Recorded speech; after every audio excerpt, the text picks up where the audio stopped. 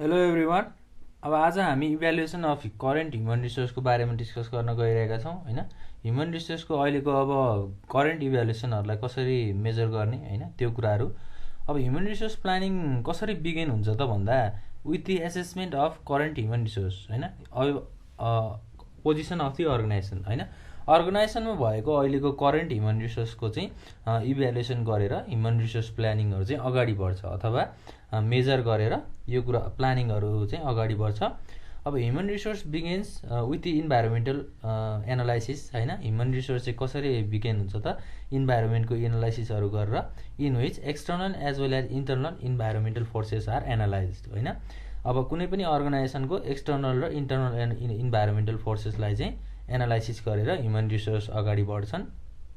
Human रिसोर्सहरूले चाहिँ आफ्नो कामहरू अगाडि बढाउँछन्। त्यसै गरी अब एक्सटर्नल फोर्सेस भनेको चाहिँ के हो त?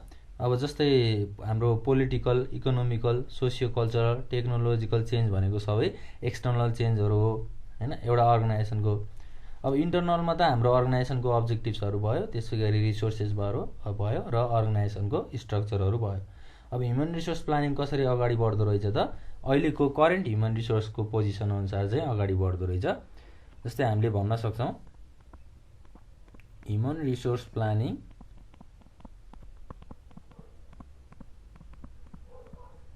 begins with the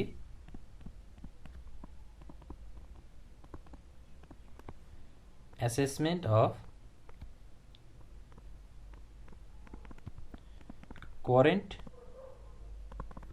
human resource position of the organization। यसरी चाहिँ हामीले कुराहरूलाई लिएर जान सक्छौँ। त्यसै गरी अब ह्युमन रिसोर्सले चाहिँ कसरी ह्युमन रिसोर्सले कामहरू गर्छ त इन्भाइरोमेन्टल एनालाइसिस गरेर काम गर्छ, जुन हामीले गरिसकेका छौँ होइन। त्यसै गरी अब एनालाइसिस गरिसकेपछि एक्सटर्नल र इन्टर्नल फोर्सेसलाई चाहिँ अर्गनाइजेसनको त्यो कुराहरूलाई एनालाइसिस गरिसकेपछि के कुराहरू थाहा हुन्छ त?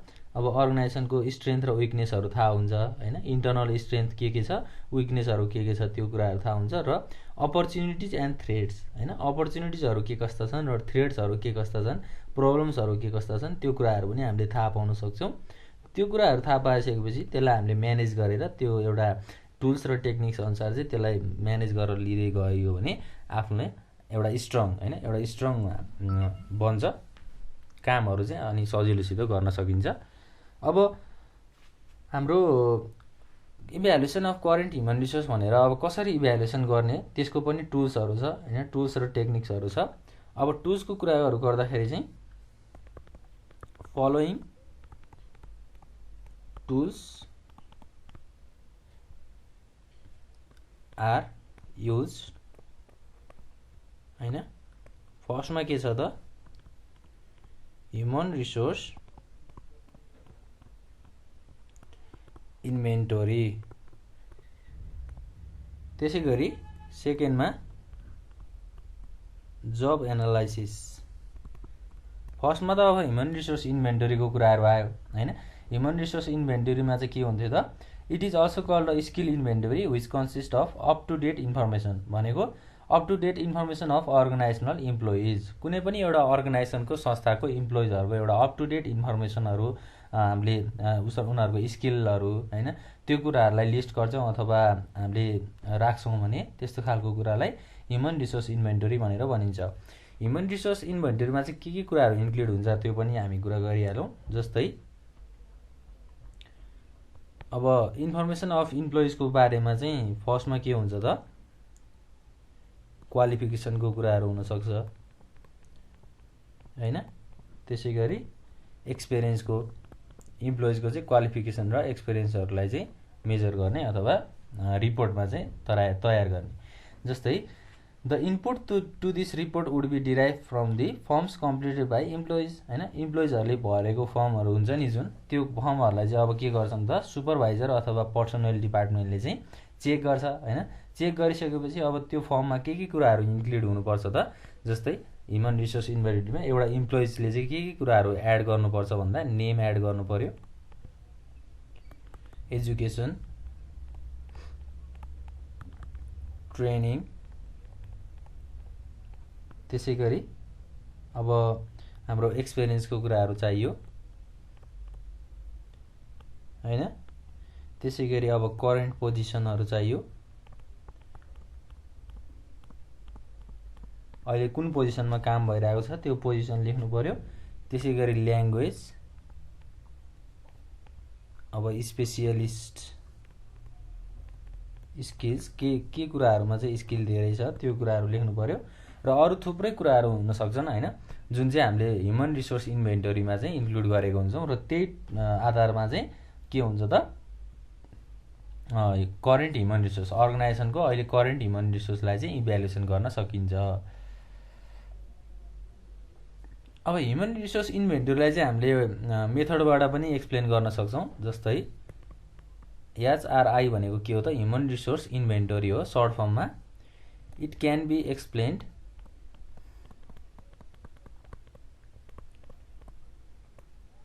By the following methods.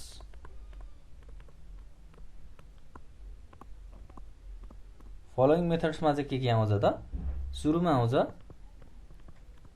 Human resource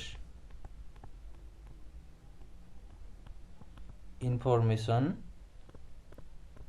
system. Human रिसोर्सको चाहिँ इन्फर्मेसन सिस्टमको बारेमा आउँछ HRIS। HRIS भनेको चाहिँ it is one of the newly develop device which provides skill inventory information timely and accurately. भनेको अब हाम्रो स्किल र इन्भेन्टरी इन्फर्मेसनहरूलाई चाहिँ के गर्छ त, टाइमली र एक्युरेटली चाहिँ यसले चाहिँ प्रोभाइड गर्छ। यो चाहिँ एउटा यस्तो नयाँ डेभलप डिभाइस हो जसले गर्दा हामीलाई त्यो कुराहरू थाहा पाउनको लागि चाहिँ हेल्प हुन्छ है। अब यो चाहिँ किन डिजाइन भयो त हैन, it has been designed to prompt information about employees working in the company हैन। कम्पनीमा काम गरिरहेका इम्प्लोइजहरूको चाहिँ इन्फर्मेसनहरू थाहा पाउनको लागि चाहिँ यो कुराहरू चाहिँ डिजाइन गरियो हैन। यो कुराहरूलाई चाहिँ इम्प्लिमेन्ट गरियो भनेर भन्न सक्छौँ हामीले हैन। अब यसलाई चाहिँ हामीले it is the method by which an organisation collects, maintains, analyses and reports finance information by which an organisation collects. मान्छेको डेटाहरूलाई अथवा रिपोर्टहरूलाई चाहिँ एनालाइज गर्ने, त्यसलाई कलेक्ट गर्ने मेथडलाई नै हामीले ह्युमन रिसोर्स इन्फर्मेसन म्यानेजमेन्ट पनि भन्न सक्छौँ। जस्तै अब के भन्न सकियो त, method by which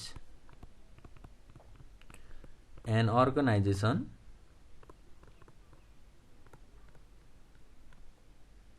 can collect, maintain, analyze and report information of people and their jobs। भनेको कुनै पनि इम्प्लोयरको अथवा त्यो अर्गनाइजेसनमा गरेको पिपलहरूको चाहिँ इन्फर्मेसनहरू कलेक्ट गर्ने हैन, त्यसलाई मेन्टेन गर्ने, त्यसलाई एनालाइज गर्ने र रिपोर्टहरू तयार पार्ने यो एउटा मेथडलाई चाहिँ हामीले ह्युमन रिसोर्स इन्फर्मेसन सिस्टम भनेर भन्न सक्छौँ। अब ह्युमन रिसोर्स इन्फर्मेसन सिस्टमभित्र चाहिँ के कुराहरू इन्क्लुड भएको हुन्छ त हैन, यसले चाहिँ के कुराहरू इन्क्लुड गरेको हुन्छ त। जस्तै फर्स्टमा पर्सनल डाटा, पर्सनल डाटा चाहिँ उसले कलेक्ट गरेको हुन्छ। अब पर्सनल इन्फर्मेसन अथवा पर्सनल डेटाहरूमा चाहिँ के हुनसक्छ त, जस्तै नेम हुनसक्छ, त्यसपछि एड्रेस हैन, डेट अफ बर्थ, यी सबै कुराहरू चाहिँ पर्सनल डेटामा आउँछ। त्यसै गरी सेकेन्डमा आउँछ स्किल्स डेटा। अब स्किल्स डेटा भनेको उसको एजुकेसन क्वालिफिकेसन्स, ट्रेनिङ हैन, ल्याङ्ग्वेज के बोल्छ, त्यसपछि उसको क्यापेबिलिटिजहरू के कस्ता छन् त्यो कुराहरू स्किल डेटामा आउँछ।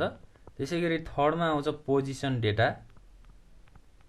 पोजिसन डेटा भनेको चाहिँ अब करेन्ट पोजिसन के हो, जस्तै अकुपेसनल हिस्ट्री उसको हैन, उसले कुन पोजिसनमा काम गर्ने हो, वर्क लोकेसनहरू। जस्तै पोजिसन हुन्छ नि त, अब जस्तै टप लेभल पोजिसन हो कि, मिडल लेभल पोजिसन हो कि, म्यानेजरको पोस्ट हो कि, सुपरभाइजरको पोस्ट हो कि हैन, यस्तो खालको पोजिसनको डेटाहरू पनि हामीले लिनलाई सजिलो हुन्छ। त्यसै गरी थर्डमा के छ त, कम्पेन्सेसन डेटा। कम्पेन्सेसन डेटा भनेको जस्तै स्यालेरी हिस्ट्री, बोनस हैन, अहिले करेन्ट स्यालेरीको कुराहरू, त्यसपछि स्यालेरीको हिस्ट्रीमा कति स्यालेरी थियो, त्यसपछि उसलाई बोनस कति दिइन्छ हैन, त्यसपछि अब ओभरटाइम पेमेन्ट भनेको उसले बढी टाइम काम गर्यो भने ओभरटाइम पेमेन्टको कुराहरू आउँछ। त्यसैगरी ट्याक्सको इन्फर्मेसनहरू हैन, कति ट्याक्सहरू चाहिँ उसले तिर्छ त्यो कुराहरू पनि भयो। त्यसैगरी पर्फर्मेन्स डेटा हैन, अब अहिलेको करेन्ट टाइममा चाहिँ त्यो इम्प्लोइले चाहिँ उसको पर्फर्मेन्स कस्तो छ त्यो कुराहरू भयो। र अब पास्टमा हैन, हिस्ट्रीमा चाहिँ उसले कस्तो खालको पर्फर्मेन्सहरू दिने गर्थ्यो अथवा एक्टिभिटिजहरू कसरी पर्फर्म गर्थ्यो त्यो कुराहरू चाहिँ हामीले पर्फर्मेन्स डेटामा हेर्न सक्छौँ। यो चाहिँ भयो हाम्रो के को कुरा त, फर्स्टमा त ह्युमन रिसोर्स इन्फर्मेसन म्यानेजमेन्टको कुराहरू भयो। त्यसैगरी अब 2 नम्बरमा के कुरा गर्छौँ त,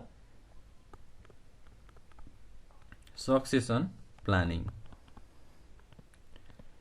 अब सक्सेसन प्लानिङ भनेको चाहिँ के हो त, यसले चाहिँ के कुराहरू इन्स्योर गर्छ अथवा इभ्यालुएट गर्छ है त, it evaluates that the organization will not face the crisis of higher responsibility position. भनेको हायर रेस्पोन्सिबिलिटी पोजिसनले चाहिँ अब क्राइसिसहरू सर्टेजहरू नहुन सक्छ भनेर इन्स्योर गर्छ।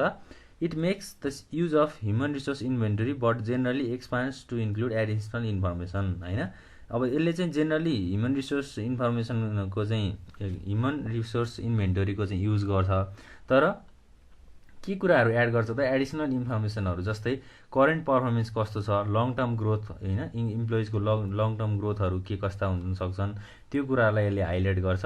र अर्को के कुराहरू हाइलाइट गर्छ त यसले, it highlights the position that may be vacant in near future. भनेको नियर फ्युचरमा चाहिँ अब आउने भविष्यमा चाहिँ त्यो पोजिसनहरू खाली रह्यो भने के गर्ने हैन, त्यस्तो खालको रिसर्च पनि एउटा सक्सेसन प्लानिङमा चाहिँ हुन्छ।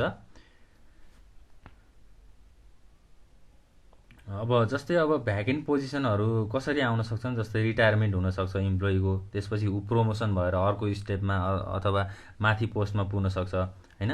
जस्तै एउटा इम्प्लोइ चाहिँ मिड लेभलमा थियो रे हैन, ऊ चाहिँ अब टप लेभलमा पुग्छ भने त्यो मिड लेभलमा अब कसरी भ्याकेन्सीहरू हुन्छ नि त हैन, मिड लेभल त खाली हुन्छ हो। यस्तो खालको रिसर्चहरू गर्ने सक्सेसन प्लानिङमा हुन्छ। त्यसैगरी अब इम्प्लोइजहरूको ट्रान्सफर हुन सक्छ हैन, उसले रेजिग्नेसन दिन सक्छ, उसको डेथहरू हुन सक्छ हैन हो। यस्तो खालको एक्टिभिटिजहरू अथवा यस्तो खालको प्रब्लम्सहरू आयो भने कसरी ह्यान्डल गर्ने भनेर एउटा सक्सेसन प्लानिङमा चाहिँ कुराहरू हुन्छ। ल यसरी चाहिँ हामीले हेर्न सक्छौँ। अब लगभग हामीले बुझ्नु परेको कुरा भनेको यति नै हो। अब हामीले नेक्स्ट क्लासमा चाहिँ जब एनालाइसिसको कुराहरू गर्छौँ, जब एनालाइसिस कसरी हुन्छ त्यो कुराहरू बुझ्नेछौँ।